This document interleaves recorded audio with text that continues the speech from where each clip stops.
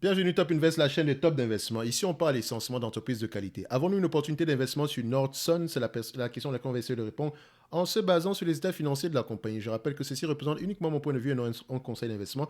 Et comme d'habitude, je me réserve le droit de me tromper. Donc, c'est une demande spéciale d'un abonné Top Premium. D'accord? Donc, c'est une entreprise ici, voilà, comme vous pouvez le voir ici, c'est une belle entité. Ok, c'est une belle entité industrielle ici. Pour faire simple, là, vous pouvez remarquer ici que, voilà, et je ne parle pas juste parce qu'elle verse un dividende, mais elle verse un dividende qui est stable et croissant depuis plusieurs années. Ça, c'est pour ceux qui savent. Ok, enfin, pour ceux que ça intéresse. Maintenant, nous, ce qui nous intéresse ici, c'est la capacité de l'entreprise à maintenir ses bénéfices nets stables et croissants dans le temps. Alors, qu'est-ce qu'on peut remarquer ici? Vu que je suis sur l'outil FastGraph, on va passer directement ici au niveau du revenu. Vous constatez quoi? Du cash flow opérationnel ici. Parce que de toutes les façons, si les revenus augmentent, d'accord, et que le cash flow opérationnel devrait augmenter, c'est le propre même d'une entreprise, d'une entreprise qui pourrait nous intéresser, d'accord. Donc ici, on a des operating cash flow qui sont croissants, d'accord. Ça nous évite d'aller regarder la croissance ici, etc. La croissance des revenus, elle est due à quoi? Est-ce qu'elle est par acquisition, de manière organique? C'est à vous de voir présentement. N'oubliez pas, les marges également doivent aller dans le même sens. On voit ici que les marges de cette entreprise-ci, voilà, sont en décroissance, mais attention, pourquoi? C'est la question qu'on devrait se poser. C'est une compagnie ici qui exerce dans le secteur industriel, donc on vous dit ici selon la définition de Wikipédia, et qui n'est pas une description idéale. Donc, Nordson Corporation est une multinationale américaine qui conçoit et fabrique des équipements de distribution pour les adhésifs, le mastic et revêtements grand public et industriel. D'accord. Donc, techniquement, voilà, c'est un peu touche à tout. C'est pas juste quand on parle de mastic ou bien adhésif, ici, on peut penser, enfin, moi, personnellement, je pense directement au secteur de la construction, etc. Mais non, c'est vraiment industriel pour tout. Donc, d'accord. Donc, quand on regarde ça ici, en termes généraux, c'est une entreprise qui va avoir tendance à souffrir par rapport à l'environnement économique, d'accord? S'il y a un ralentissement, comme toutes les entreprises d'ailleurs,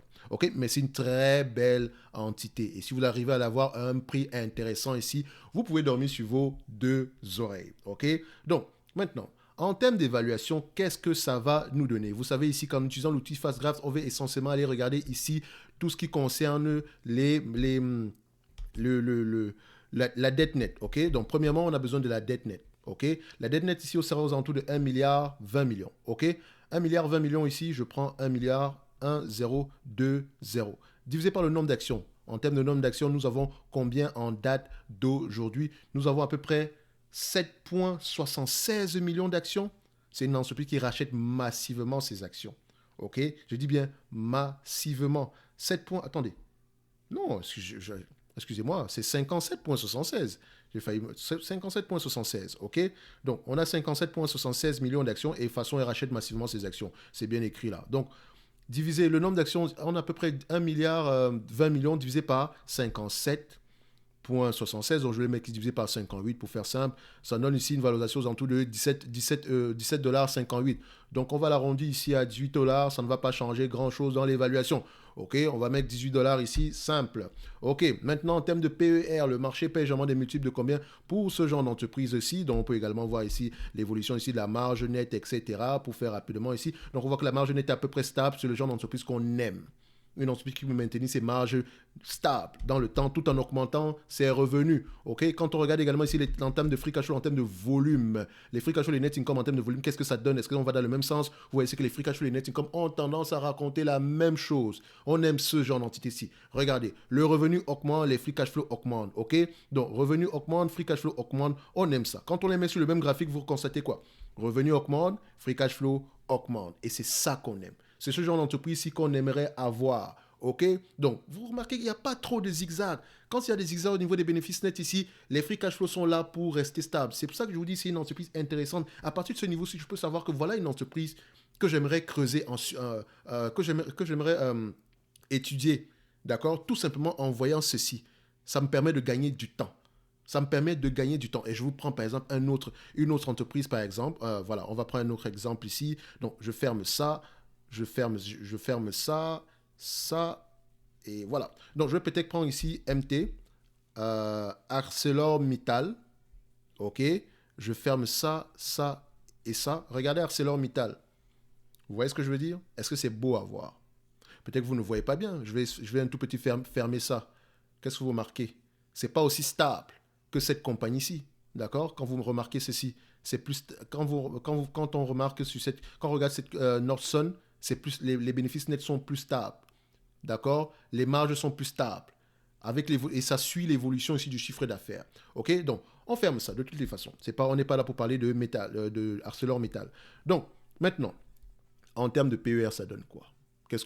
Combien est-ce que le marché paye généralement ici? Et je rappelle toujours que le PER est un rendement. OK? Quand on prend ici le price to earning, ça donne combien? En termes de médiane.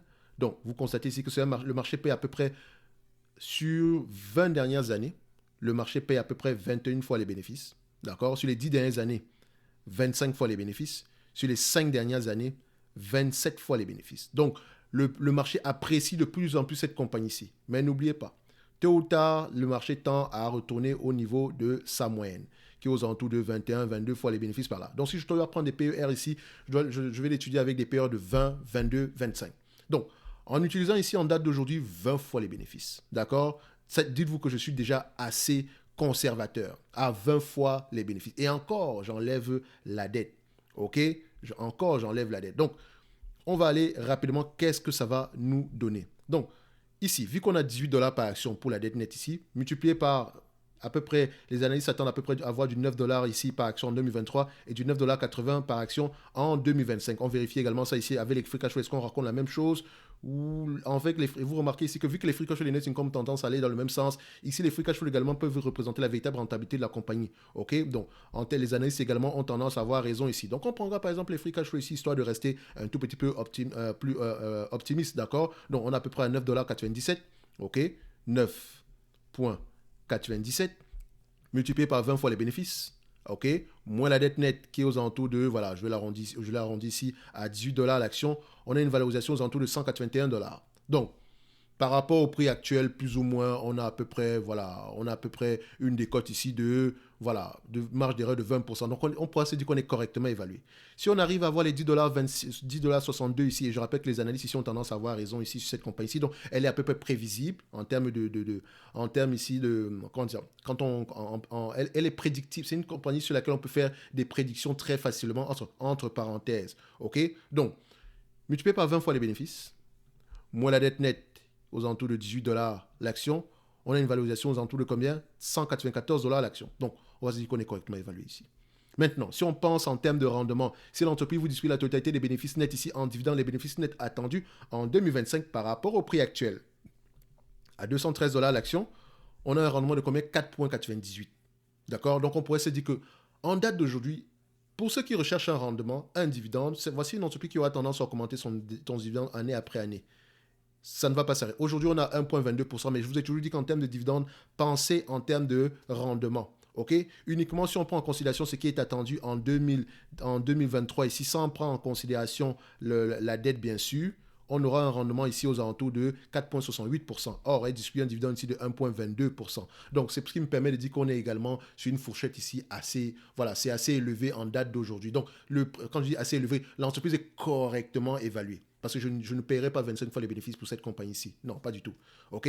J'aurais tendance à aller la chercher ici à un prix qui va se rapprocher ici du 15 fois les bénéfices par là. D'accord? Pour avoir un meilleur prix d'entrée. OK? Je rappelle que plus haut que prix d'entrée, et si vous avez un bon prix d'entrée ici, vous pouvez avoir un rendement bien plus élevé que ça. OK? Donc, si l'entreprise se vend ici, admettons, à 150 $ l'action, si vous avez à l'acheter aux alentours de 150 $ l'action, par rapport à ce qui est attendu en 2025 ici, d'accord? 150 $, vous avez un rendement de combien? 7%.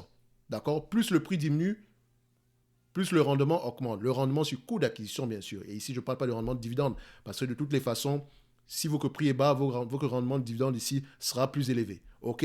Donc, on va se dire que Nordson, c'est une belle entité. Vous avez pu le voir ici que les operating cash flows augmentent, le revenu augmente, les marges restent stables. Au niveau de la dette nette ici, même si on ne l'a pas mentionné, la dette nette ici sur EBITDA est à peu près stable, d'accord, même gérable. 1,3 fois les EBITDA ici, elle a les moyens de payer sa dette littéralement. Donc, elle a même les moyens la capacité de souffrir. Donc, je rappelle que le lien vers la top newsletter ainsi que le service top premium sur lequel vous pouvez demander ici les analyses quantitatives et recevoir 2 notes d'analyse par mois ici. Ces liens-là sont dans la description de la vidéo. Donc, la top newsletter, vous recevez généralement vraiment ici des analyses sectorielles. OK?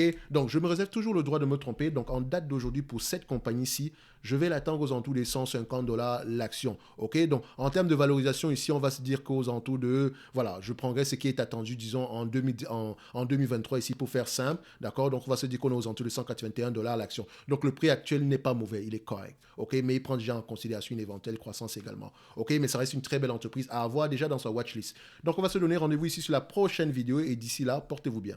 Merci.